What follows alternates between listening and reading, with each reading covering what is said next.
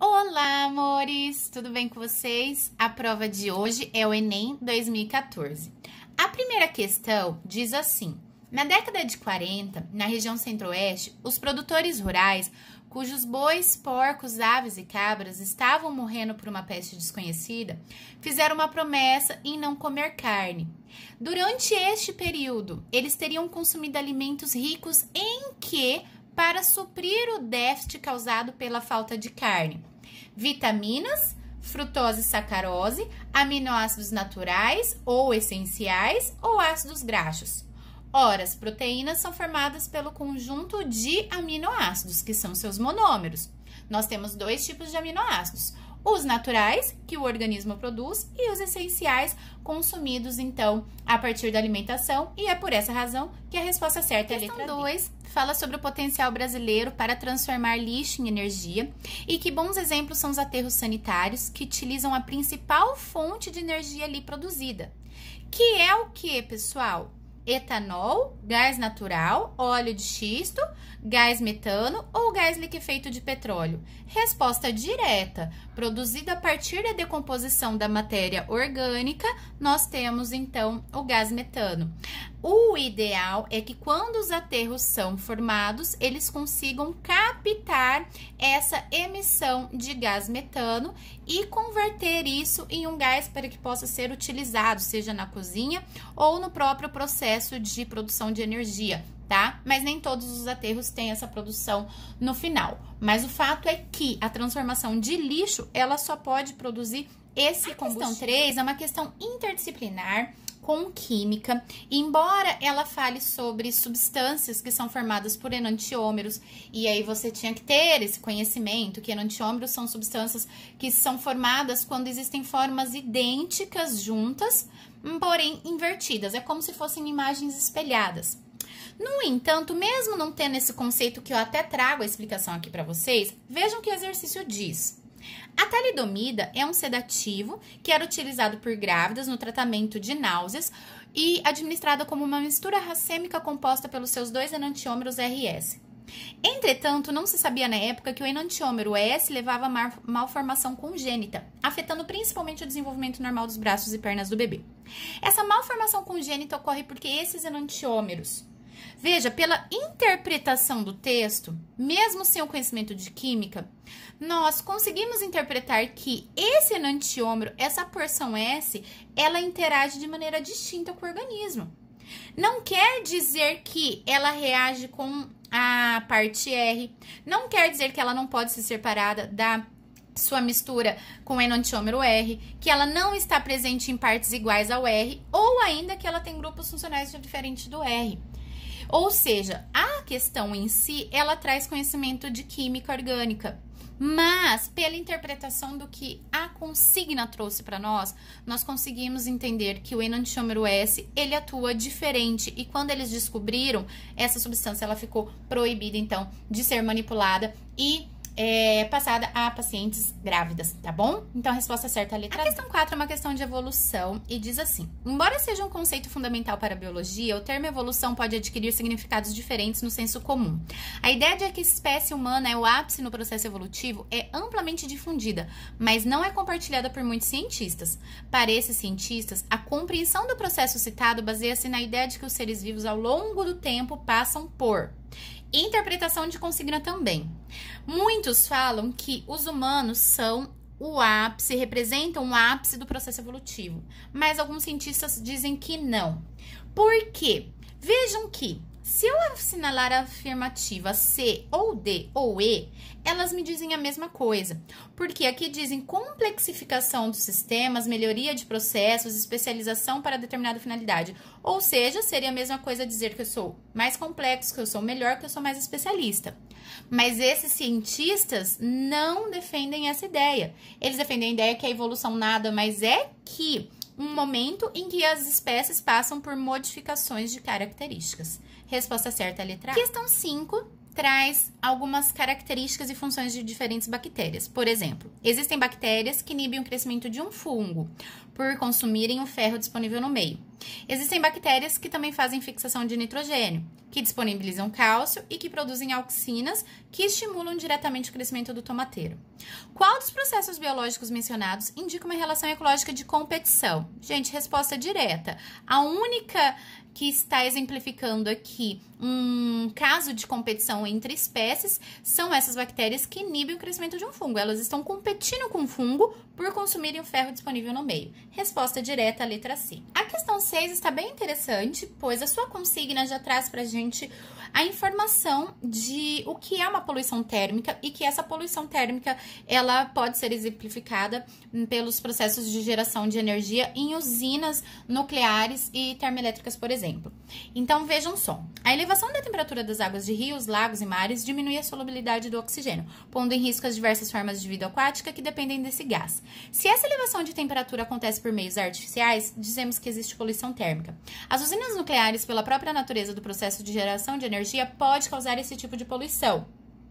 É o que eu falo, que fazer exercícios ajuda muito a revisar. Vejam que isso aqui, gente, para quem não lembrava o que é poluição térmica, resume para nós muito bem e exemplifica ainda com as usinas nucleares. A questão quer de nós: qual parte do ciclo de geração de energia das usinas nucleares está associada a esse tipo de poluição?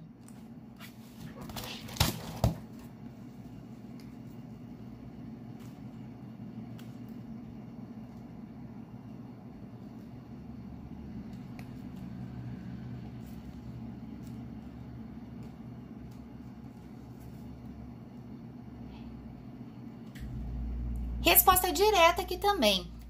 A água ela é utilizada no processo final para refrescar, refrigerar, resfriar as turbinas. Então, no final, essa água corrente, ela passa ali dentro e condensa, evapora, retirando dali o calor para que não aconteçam acidentes. Então, a resposta é a letra B. Essa poluição térmica ela é gerada no momento em que há condensação do vapor d'água no final do processo. A questão 7 é uma questão do ciclo do nitrogênio, então tem um esqueminha aqui, para quem não lembra, o nitrogênio ele é fixado por bactérias presentes no solo ou presentes em raízes de leguminosas, transformado em amônia. Há um processo de amonificação em que íons amônios são liberados. Esses íons amônios eles passam por uma nitrificação, ou seja, uma produção de nitritos e nitratos. O nome da nitrificação em partes seria a nitrosação, formando nitritos, e a nitração, formando nitratos, certo? Se esse solo fica com excesso de nitratos, existem bactérias desnitrificantes que convertem isso aqui em nitrogênio atmosférico novamente. E é isso que o exercício pede para nós. Qual das etapas é a desnitrificação? Então, etapa 5, resposta direta. Essa questão 8 tá bonitinha. Se vocês assistiram o Enem 2013, vocês viram que também caiu questão relacionada ao cerrado. É um dos biomas que com frequência aparecem questões do Enem, tá? E aqui diz que o cerrado possui lençol freático profundo, estação seca, grande insolação, incêndios naturais. Eu preciso reflorestar uma área e eu tenho 5 árvores e características dessas 5 árvores. Qual é a árvore mais adequada? Primeira coisa, se o lençol freático é profundo, raízes são profundas. Então, eu já elimino as raízes com profundidade baixa. E agora, em relação à superfície foliar, eu vou escolher a árvore 2, em que as folhas são cobertas por ceras, que são impermeabilizantes e impedem a perda d'água. Ou vou escolher folhas cobertas por espinhos, que é uma adaptação a ambientes mais xerófilos, onde as plantas têm as suas folhas reduzidas a espinhos, ou seja, típico de caatinga.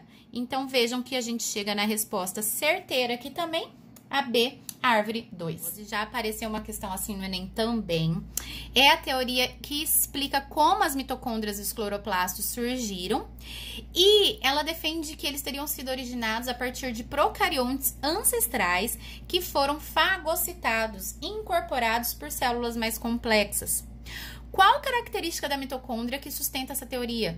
Gente, a característica principal de mitocôndrias e cloroplastos que sustentam a teoria da endossimbiose é a presença de DNA próprio, tá? Então, por essa razão, eles imaginam que eram células pequenininhas que tinham seu DNA ali e que foram fagocitados, engolidos por células maiores. maiores viveram ali dentro em uma simbiose, ou seja, conseguiram metabolizar e reter energia e fornecer energia para a célula também, e assim estão ali até hoje. Então, resposta letra D, capacidade de autoduplicação dada por DNA circular próprio semelhante ao bacteriano. Perfeito.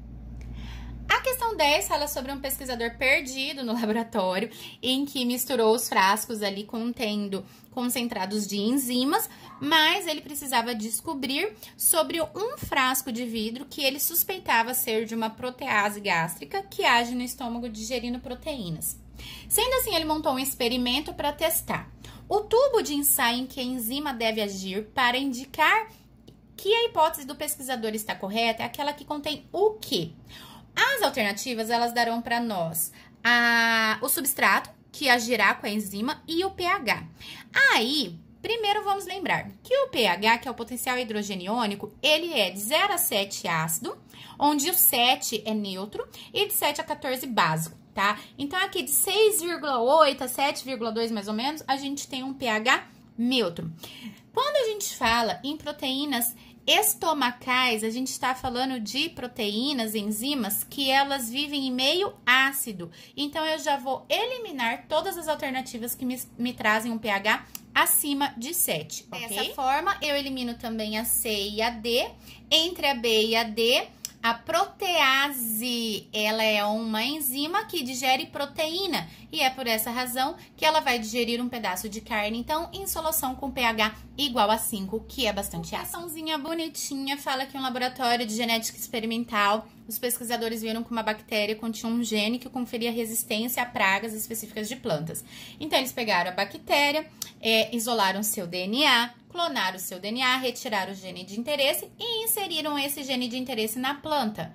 Essa planta ela é conhecida como uma planta transgênica. Resposta direta, letra E. 12, uma questão sobre genética com um heredograma bem clássico, o Enem gosta bastante também. Ele diz apenas que os símbolos preenchidos representam pessoas portadoras de um tipo raro de doença genética. E aí, a gente sempre faz aquela leitura geral antes de ver o que o exercício está pedindo e as afirmativas. Primeira coisa, gente, que eu marquei em rosa aqui. É nítido que há uma maior prevalência em mulheres. Conseguem ver? Olha, a primeira linhagem eu tenho 2 mulheres. Aqui eu tenho 1, 2, 3, 4. Aqui eu tenho 1, 2, 3, 4, 5. Aqui eu tenho 1. Aqui eu nem tenho homens. Aqui eu tenho mais mulheres. Aqui eu tenho mais mulheres. Ou seja, gente, já fica nítido aí que se trata de uma característica relacionada ao sexo, ok? Agora, vejam que o exercício quer justamente isso, que a gente identifique qual é o padrão de herança observado para essa doença. Então, primeira coisa, eu já vou eliminar as 2 afirmativas que falam em padrões autossômicos, porque existe essa diferença da prevalência. Aí, analisando as afirmativas, eu vou eliminar de cara C também, porque ela fala que é uma característica recessiva ligada ao Y. Se ela fosse ligada ao Y, esse pai afetado obrigatoriamente tinha que transmitir para esse filho. Então, não é. Agora, vejam a B e a D. A B fala que ela é recessiva ligada ao sexo e a D fala que ela é dominante ligada ao sexo. Por que eu vou eliminar a B? Se fosse uma característica recessiva, as filhas afetadas, elas teriam que ter um padrão, por exemplo, XAzinho, XAzinho. Logo, o pai e a mãe teriam que ser afetados, concordam? Vejam essa filha afetada. Se fosse um padrão recessivo ligado ao sexo, essa filha teria os 2 X recessivos. E o seu pai teria que ter o X recessivo e teria que ser afetado também. Não é o caso. Então, nós ficamos com a D, que defende a ideia de que essa característica ela é dominante ligada ao sexo, pois todas as filhas de homens afetados também apresentam a doença. E se você for conferir homem afetado, todas as filhas. Homem afetado, todas as filhas. Condiz, então, com a nossa ideia e com a nossa defesa, beleza? Questão 13 fala sobre a substituição de sacolas de polietileno, né, por um novo tipo de plástico ecológico, que apresenta em sua composição amido de milho e uma resina polimérica termoplástica, obtida a partir de uma fonte petroquímica. Nesses plásticos, a fragmentação da resina polimérica é facilitada porque os carboidratos presentes Gente, carboidrato é molécula orgânica. A molécula orgânica, ela não some, ela não desaparece, ela é decomposta por seres decompositores. Então, a resposta aqui direta também, letra D. Esses carboidratos presentes são digeridos por organismos decompositores. Questão 14, também uma questão bem direta, fala sobre células do cordão umbilical que estão sendo guardadas para criopreservação. E ele quer saber por que essas células possuem um poder terapêutico. Qual é a sua capacidade? Gente, células do cordão umbilical são células tronco. E células troncos têm a capacidade de diferenciar em células especializadas. Resposta direta também. Questão 15 é uma questão bem bacana. Ela fala sobre parasitoides que são utilizados para controle biológico. E exemplifica aqui que as larvas dessa vespa, elas nascem dentro de larvas herbívoras. Elas consomem tecidos de outras larvas. Então, as larvas dessa vespa podem ser utilizadas como controle biológico para eliminar essas lagartas da vegetação, certo? Mas a questão pergunta assim: a forma larval do parasitoide assume qual papel nessa cadeia alimentar? Como eu sempre digo, esquematizem, rabisquem o desenho de vocês. Se essa larva grande, a lagarta, ela é herbívora, ela come a planta. Então, a planta é comida por esse animal herbívoro, que, por sua vez, é atacado por esse consumidor, que é um animal carnívoro. Então, a planta é o produtor, o herbívoro consumidor primário e a larva parasitoide consumidor secundário. Resposta direta, única opção, letra B. A questão 16 fala sobre imunobiológicos. Vejam que aqui fala sobre a aplicação do imunobiológico 1, né? Que fica nítido que é uma vacina. O imunobiológico 2, que está mostrando aqui a aplicação de antígenos, ou seja, o veneno da serpente em cavalo. E aqui, a partir dessa reação no cavalo, a gente tem a produção do imunobiológico 3, que nós conhecemos muito bem, sabemos que isso aqui se trata do soro. E, por fim, aqui a aplicação do soro. A questão diz assim: embora sejam produzidos e utilizados em situações distintas, os imunobiológicos 1 e 2, eles atuam de forma semelhante nos humanos e nos equinos. Por quê? Porque ambos são antígenos, e quando a gente aplica antígenos, a gente tem produção de anticorpos. Resposta também, BABA, 16, letra D, estimula a produção de anticorpos. E para finalizar, uma questão lindinha aqui sobre tipagem sanguínea, sobre o sistema ABO. Esse tipo de questão também é bem clássica das provas, tá? Se trata dos antígenos presentes nas nossas hemácias. Então, imagine que se eu sou uma pessoa tipo A, eu tenho esses aglutinogênios na minha hemácia. Se eu sou uma pessoa tipo B, eu tenho outros aglutinogênios na minha hemácia. Se eu sou uma pessoa do tipo AB, eu tenho os dois tipos de aglutinogênios na minha hemácia. E se eu sou uma pessoa do tipo O, a minha hemácia, ela não tem aglutinogênios, certo? Então, isso quer dizer que quando a gente coloca um soro que é anti-A, para reagir com as nossas células, ele vai reagir aonde eu tenho o antígeno A, certo? Se ele reagir com soro anti-B, é porque eu tenho esse antígeno B. Então, vejam só, nesse exercício, nós temos 5 lotes de sangues que reagiram com os soros anti-A e o soro anti-B, e eu preciso saber quantos litros de sangue são do grupo tipo A. Analisa um por um, gente, anota do lado para não confundir. Se o lote 1 aglutinou com o soro anti-B, é porque ele tem os aglutinogênios B, então ele é sangue B. Aqui aglutinou com A, é A. Aqui aglutinou com A e B, é AB. Aqui não aglutinou com nenhum, porque ele não tem antígenos na sua superfície, é sangue tipo O. E aqui aglutinou com B, então é B. Então, quando a gente analisa, o único lote que é tipo A é o lote 2 e, portanto, estão disponíveis 25 litros de soro, de sangue do tipo A. Beleza, meus amores? E assim a gente conclui mais uma prova. Beijos no coração. Segue a gente no Insta, deixa seu like e compartilha com os colegas. Até mais!